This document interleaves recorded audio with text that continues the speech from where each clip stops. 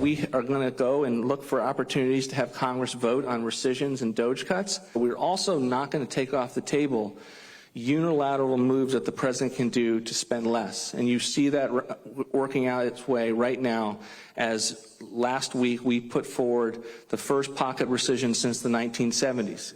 Interestingly, Jimmy Carter did it, Gerald Ford did it, the GAO. We're not big fans of GAO. They are a quasi-legislative independent entity, again, something that shouldn't exist. But we put that up last week, and we're having a debate on it. It does not need a vote in Congress to have that money at the end of the 45 days just evaporate. So it's very, very important. White House Budget Chief Russ Vought speaking in Washington yesterday, defending the use of rescissions while blasting the Government Accountability Office. House appropriators backing cutting the GAO's budget by more than 50% in the next fiscal year funding bill. Senate Republicans, meanwhile, signaling their dismay over President Trump's move to advance a $5 billion pocket rescission to avoid a government shutdown this month. There's only 12 legislative days left for Congress to act. I want to bring in Wisconsin Congressman Tiffany. Congressman, I want to get your thoughts on this. And just to kind of give you some context here, if you listen to some of these Senate Republicans, their language is strong. Whether they act on this, who knows? But you know, Mike Rounds says this gives the Dems an excuse to block funding legislation. This could really derail appropriations.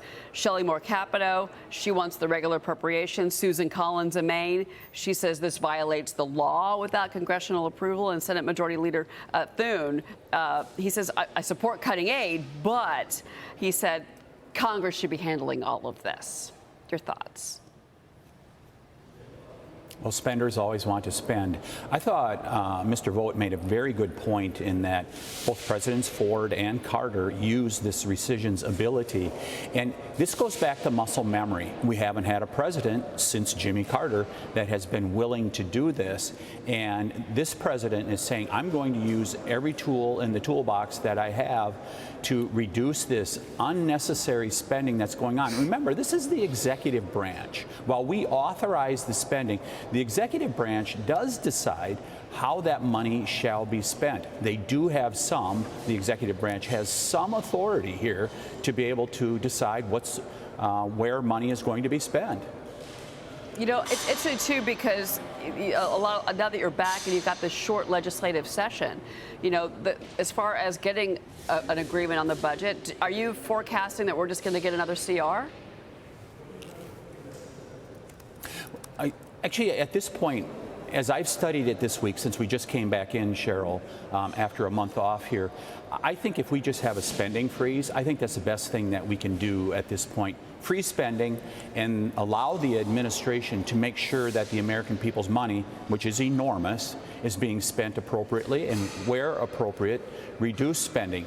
I mean, baking and beauty aids for Zimbabwe, I think the administration should have the ability to reduce that spending. Okay. Well, and you know, there was a look.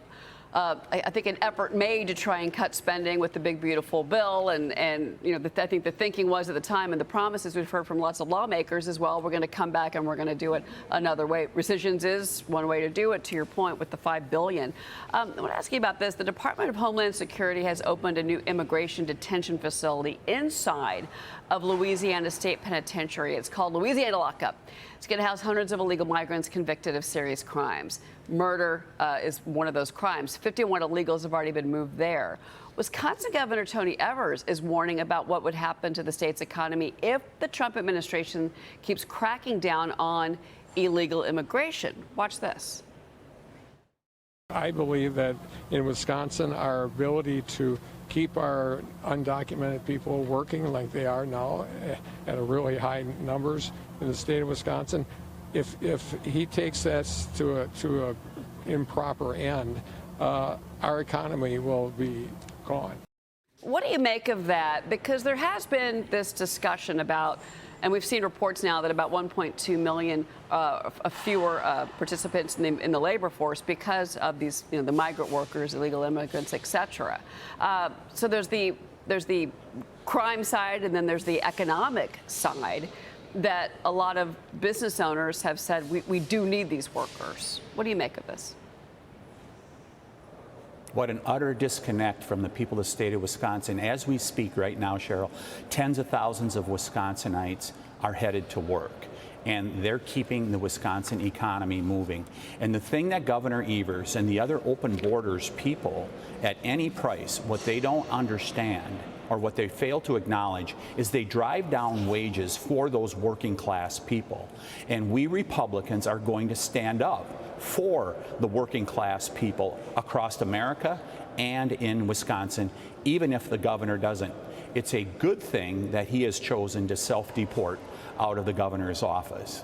Well, but you don't worry about, like with small businesses in Wisconsin and your state, if they do have to pay U.S.-based workers more, citizens more, that they would have financial trouble. You haven't heard from any of your small business constituents about that? Oh, there's certainly concern in regards to that by a few people, but I mean, we need to stand up for the working class people of America. I mean, it's what President Trump has done, and it's why he won election. We should follow through on that mandate that he received. And so I think there are plenty of people out there. And by the way, one of the most important things we did in the big beautiful bill was to have work requirements. Let's get those 5 to 10 million people who are on the sidelines back to work. They can fill some of those slots that may be unfilled at this point. That's a good point. That's a very good point. So I want to ask you about this. Nigel Farage, he's the leader of the Reform UK party, testifying on Capitol Hill yesterday, hoping to put an end to the United Kingdom's clampdown on free speech, Congressman. That was in front of the House Judiciary Committee. You're a part of that committee. What was your reaction to his comments yesterday? No, I hope people go back and watch it because it was a sterling performance as he set Democrats straight in regards to free speech. He welcomes free speech, and England and other countries in the EU, it appears they don't at this point. I mean, they are trying to stifle speech on the major social media platforms, almost all that are here in the United States. They want to control speech. We're saying you don't get to do it. The danger here is that they do have some clout over there in the European Union and specifically in England to be able to stifle that speech. We need to make sure that that doesn't happen. We're going to make it under the leadership of Chairman Jordan and Judiciary. We're going to make it as difficult as possible for them to be stifling speech because that spills over to the United States. Interesting, Congressman. I've got my colleague Todd Pyro. He's got a question for you. And Congressman, building off the spillover that you just discussed, when you speak to your colleagues on the other side of the aisle, in private, in public, regardless, do you get the sense that they would welcome such controls on speech here in our country? Because if so, that is extremely concerning, assuming at some point that the Republicans no longer control Congress.